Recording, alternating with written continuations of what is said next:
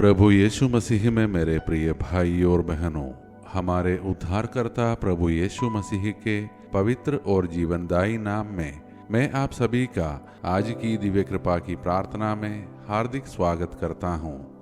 परमेश्वर की असीम कृपा से हम इस नए दिन को देखने के लिए जागे हैं। यह कोई संयोग नहीं है कि हम आज जीवित हैं। यह प्रभु की दया है, उसका प्रेम है और उसकी योजना है कि हम आज भी उसकी उपस्थिति में आए और उसके वचन से अपने जीवन को नया करें।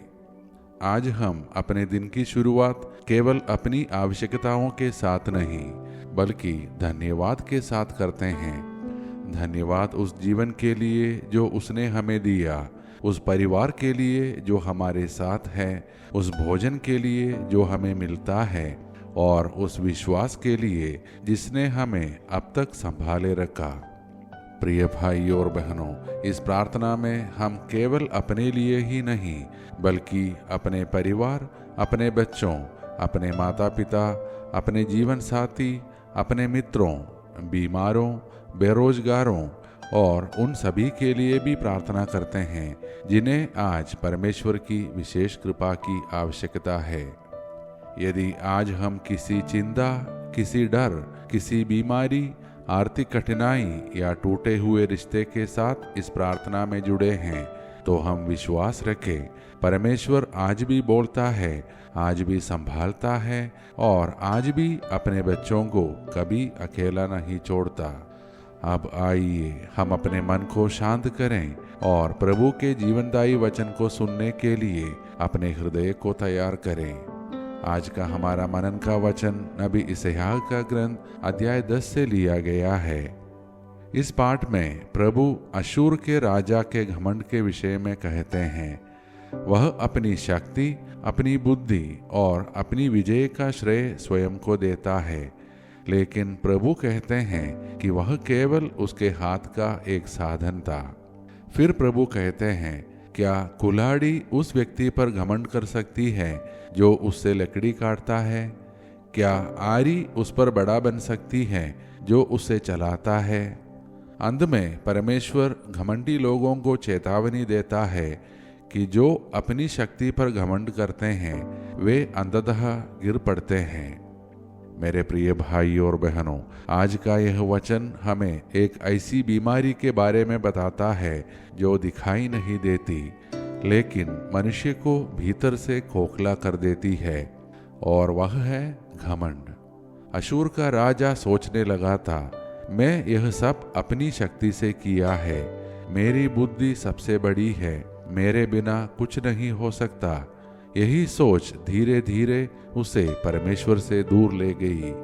आज भी संसार में यही हो रहा है। जैसे जैसे मनुष्य सफल होता है वैसे वैसे कभी कभी वह परमेश्वर को भूलने लगता है।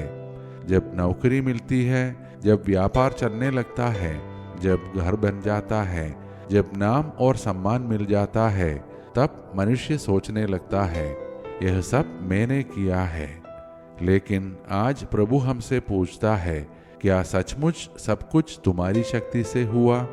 जिस सांस पर हमारा कोई अधिकार नहीं, जिस हृदय की धड़कन को हम स्वयं नियंत्रित नहीं कर सकते, जिस शरीर को हम एक क्षण में स्वस्थ नहीं बना सकते, उस जीवन का घमंड कैसा? सफलता कभी बुरी नहीं होती, धन भी बुरा नहीं होता, प्रतिभा भी बुरी नहीं होती, लेकिन जब ये सब हमें परमेश्वर से दूर कर दे तब वे हमारे लिए खतरा बन जाते हैं। आज का वचन हमें यह भी सिखाता है कि परमेश्वर हमें आशीष देता है ताकि हम दूसरों के लिए आशीष बने। यदि प्रभु ने हमको धन दिया है तो किसी जरूरतमंद की सहायता करें। यदि प्रभु ने हमको शिक्षा दी है तो किसी अज्ञानी का मार्गदर्शन करें। यदि प्रभु ने हमको स्वास्थ्य दिया है तो किसी बीमार की सेवा करें। यदि प्रभु ने हमको समय दिया है तो किसी अकेले व्यक्ति के साथ बैठें। यही सच्ची कृतज्ञता है। प्रिय भाई और बहनों, घमंड केवल अमीरों में नहीं होता।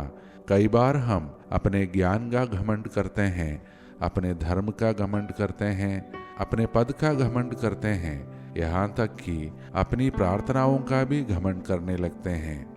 लेकिन यीशु ने हमेशा विनम्र लोगों को अपने सबसे निकट रखा। हम याद रखें, फल से लदा हुआ वृक्ष हमेशा झुक जाता है, खाली वृक्ष ही सीधा खड़ा रहता है। इसी प्रकार जो व्यक्ति सचमुच परमेश्वर के प्रेम से भर जाता है, उसके जीवन में विनम्रता, दया और करुणा दिखाई देती है। आज हम अपने आप से एक प्रश्न पूछें, क्या मैं अपनी सफलता का श्रेय परमेश्वर को देता हूँ? क्या मैं दूसरों को छोटा समझता हूँ? क्या मैं उन लोगों के प्रति भी विनम्र हूँ जो मेरे अधीन काम करते हैं? क्या मेरे घर में मेरे शब्द प्रेम से भरे होते हैं? यदि उत्तर नहीं है, तो आज प्रभु हमें दोष देने नहीं बल्कि बदलने के लिए बुला रहा है। वह कहता है, अपने हृदय को नम्र बनाओ, मैं तुम्हें और ऊंचा उठाऊंगा। इसलिए आज हम अपनी सारी उपलब्धियां, अपनी सारी सफलताएं और अपना पूरा जीवन प्रभु के चरणों में रख दें। अब आइए उसी नम्र और प्रेममय प्रभु के सामने हम विश्वास के साथ झुके और मिलकर प्रार्थना करें। हे सर्वशक्तिमान और आनंद दयालु परमपिता परमेश्वर, आज इस सुंदर सुबह और जीवन के अनमोल उपहार के लिए हम आपका हृदय से धन्यवाद करते हैं। आपने हमें एक और दिन देखने का अवसर दिया, इसके लिए हम आपके कृतज्ञ हैं। हे प्रभु, यदि कभी हमारे जीवन में घमंड आया हो, यदि हमने अपनी सफलताओं का श्रेय स्वयं को दिया हो, यदि हमने दूसरों को छोटा समझा हो, यदि हमने आपकी कृपा को भूलकर अपने सामर्थ्य पर भरोसा किया हो, तो हमें क्षमा कीजिए। हमें विनम्र हृदय दीजिए। हमें ऐसा जीवन दीजिए जो आपकी महिमा करे, ना कि अपनी। हे प्रभु, हमारे परिवारों को अपनी विशेष कृपा से भर दीजिए। हमारे घर प्रेम, शांति, क्षमा, सम्मान और आनंद से भर जाए। हमारे परिवारों में कभी घमंड, अहंकार, कटुता या विभाजन न आने पाए। हम अपने बच्चों और युवाओं को आपके हाथों में सौंपते हैं। उन्हें सत्य, ईमानदारी और विनम्रता का जीवन जीना सिखाइए।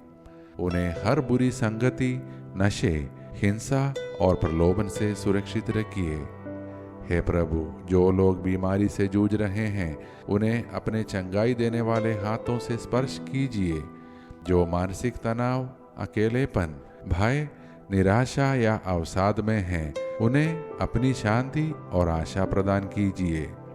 जो बेरोजगार हैं, उनके लिए रोजगार के नए द्वार खोलिए। जिनके काम और व्यवसाय में कठिनाइयां हैं, उन्हें नई दिशा और सफलता प्रदान कीजिए।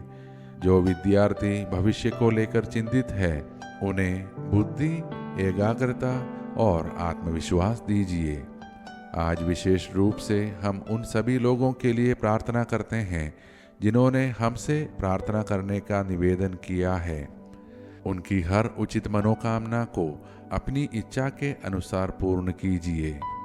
आज जिनका जन्मदिन है, उन्हें उत्तम स्वास्थ्य, लंबी आयु और आपकी विशेष कृपा प्रदान कीजिए।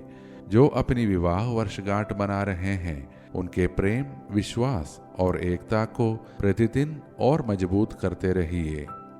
हे प्रभु, हमें हर प्रकार के पाप, प्रलोभन, दुर्घटना, हिंसा, बीमारी, बुराई, अचानक तथा अप्राकृतिक मृत्यु से सुरक्षित रखिए। हम अपने देश को आपके हाथों में सौंपते हैं। हमारे देश और पूरे विश्व के नेताओं को बुद्धि, ईमानदारी और करुणा प्रदान कीजिए, ताकि वे मानवता की भलाई के लिए कार्य करें। जहाँ युद्ध है, वहाँ शांति स्थापित हो। जहाँ घृणा है, वहाँ प्रेम हो। जहाँ अन्याय है, वहाँ न्याय की स्थापना हो। हे प्रभु, आज से हमारा जीवन ऐसा हो कि लोग हमारे पद, धन या सफलता को नहीं, बल्कि हमारी विनम्रता, प्रेम और सेवा के द्वारा आपको पहचाने। ये सारे प्रार्थनाएं और हमारे मन के अन्य प्रार्थनाएं हम समर्पित करते हैं हमारे प्रभु यीशु मसीह के पवित्र और सामर्थी नाम में। आमीन। मेरे प्रिय भाई और बहनों, आज का संदेश हम अपने हृदय में संजो कर रखें। परमेश्वर घमंड का विरोध करता है, परंतु नम्र लोगों पर अपनी कृपा बरसाता है। यदि प्रभु ने हमको कुछ दिया है तो उसके लिए धन्यवाद करें। यदि अभी भी प्रतीक्षा में हैं, तब भी विश्वास बनाए रखें, क्योंकि परमेश्वर सही समय पर सब कुछ सुंदर बना देता है। यदि आज की यह मनन और प्रार्थना आपके हृदय को छू गई हो तो कृपया इसे अपने परिवार व मित्रों के साथ साझा करें। आपका एक शेयर किसी टूटे हुए मन में आशा, किसी निराश व्यक्ति में विश्वास और किसी परिवार में परमेश्वर की शांति पहुंचा सकते हैं। हम सब कल की दिव्य कृपा की प्रार्थना में फिर एक साथ मिलेंगे। तब तक प्रभु हमको विनम्रता, विश्वास, सुरक्षा, उत्तम स्वास्थ्य और अपनी असीम आशीषों से भर दे।